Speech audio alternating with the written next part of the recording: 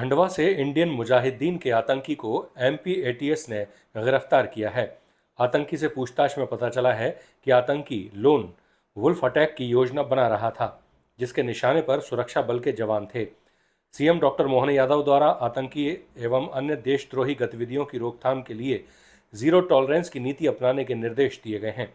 इसी कार्रवाई में मध्य प्रदेश एटीएस पूरे प्रदेश में गहरी निगरानी रखी जा रही है, जिसके चलते एटीएस को एक बड़ी सफलता मिली है। एटीएस के आईजी डॉक्टर आशीष ने भोपाल पुलिस मुख्यालय में पत्रकार वार्ता में जानकारी देते हुए कहा कि मध्य प्रदेश एटीएस ने खंडवा में प्रतिबंधित संगठन इंडियन मुजाहिदीन से जुड़े आतंकी फैजान को गिरफ्तार किया है।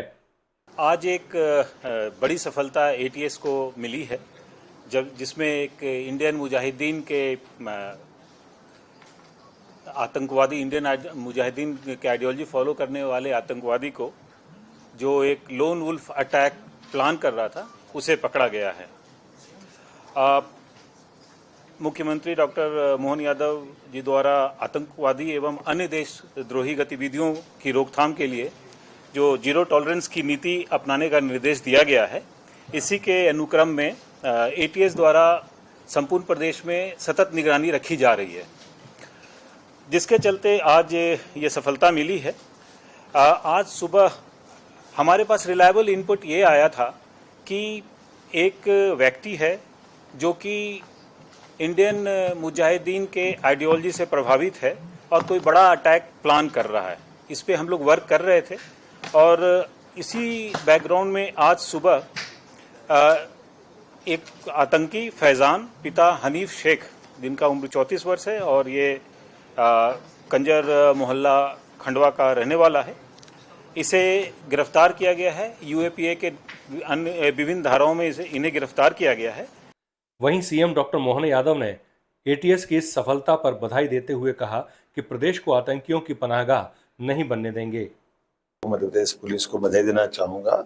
हमारी पुलिस चौकस, चौकन्नी और सतर्क है। यही कारण है कि एक आईएएस का बड़ा आतंकवादी, जिसके माध्यम से बड़ी संभावना थी, हमने चौकन्ने होकर के उसको न केवल अपने कब्जे में लिया, बल्कि उसके साथ कई सारे साहित्य, कई सारी चीज़ें हैं। हम इससे जुड़ी भारत सरकार की सभी गुप्त एजेंसियों के संपर्क में भी आ गए हैं। हम उनको भी जानकारी दे रहे हैं कि इसके माध्यम से जो भी बड़े नेटवर्क के अंतर्राष्ट्रीय स्तर के, उससे भी जानकारी जुटाई जाए। और जैसा मैंने पहले भी कहा कि मध्य प्रदेश की पुलिस और मध्य प्रदेश का प्रशासन किसी भी प्रकार की कोई घटना हो ये बर्दाश्त नहीं करेगा। यही कारण है कि ऐसे आतंकवादी को हमने न केवल पकड़ने में सफलता प्राप्त की है, बल्कि इससे जुड़े हुए सारे राज भी हमने समझ लिए हैं। उम्मीद करता हूँ कि पुलिस की इस कार्रवाई से निश्चित रूप से इनकी कमर टूटेगी और ऐसी किसी घटनाओं से लड़ने में पुलिस सक्षम है। मैं पुलिस के जवानों को बधाई देना चाहूँगा और उम्मीद करता हूँ कि वो यही सजगता बरकरार रखेंगे।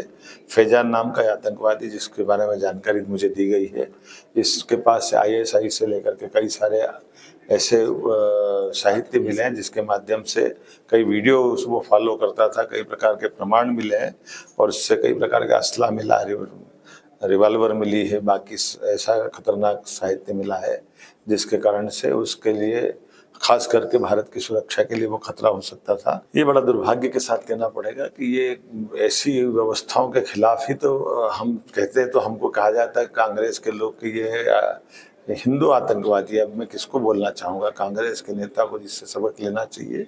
ऐसी घटनाओं के कारण से ही तो देश की सुरक्षा व्यवस्था में खतरे में पड़ती है। मैं उम्मीद करूंगा कि पुलिस इसी प्रकार से सजगता के साथ इसी कठोर कार्रवाई करे, लेकिन हमने समय रहते बहुत बड़ी वारदात होने से रोका है और मध्य प्रदेश की सरकार ऐसी बातों से निपटने में सक्षम है। केंद्रीय जांच एजेंसियों से कांटेक्ट किया? जरूर मैंने बोला ना प्रारंभ में कि सबसे पहले हमने केंद्रीय गुप्तचर संस्था से लेकर भारत सरकार को सूचित किया है कि ऐसी व्यक्ति एक ऐसी घटना से लिप्त पाया गया। हम भी अपनी जाँच कर रहे हैं और वो उनको भी सहयोग करेंगे ताकि वो उससे डिटेल में जानकारी निकाल सकें।